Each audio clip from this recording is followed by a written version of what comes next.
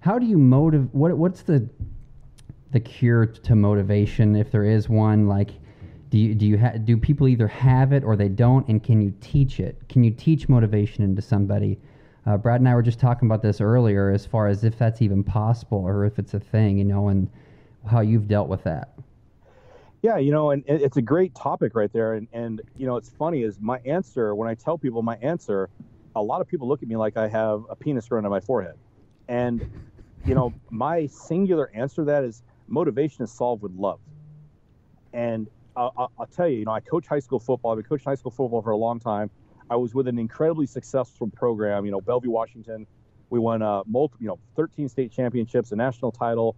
Three of our kids played in the Pro Bowl, this Pro Bowl, etc. And the one thing that I was always good at was reaching every kid at every level. Now there were a few kids I just basically got tired of and turned my back on. Was like, I can't do anything for you, and those are just shithead kids, right? But for the predominant 99% of them are. And what you end up finding is that if you can find a way to communicate with every single kid individually and let them know, this is kids obviously, and let them know that no matter what, nothing in the world is going to disappoint you with them.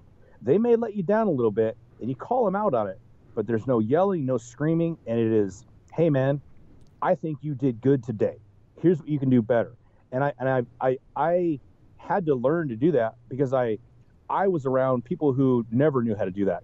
In the teams, a lot of guys lead you with a fist. You fuck it up, they punch you in the face, and you don't fuck it up again. But nobody ever taught you like, hey, here's how not to fuck it up, Yeah. And I didn't like that. I didn't like it, right? I didn't like being that guy.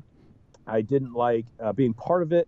And it was funny is, I have a great friend of mine who, whenever I'm in doubt, I always say to myself, what would Johnny do? And his name's John Rodriguez, and he is just the most mellow, even-keeled, never gets riled up guy ever. And a person who I've idolized as a person for a long time. And I always just, when I'm in a situation where I'm getting really pissed off, what would Johnny do? And sometimes I handle it right way, sometimes I don't, But when it comes to kids, I know that for me, that the only reason I'm in the place where I am now is because a few people in my life put their arm around my shoulder and said, hey man, we believe in you.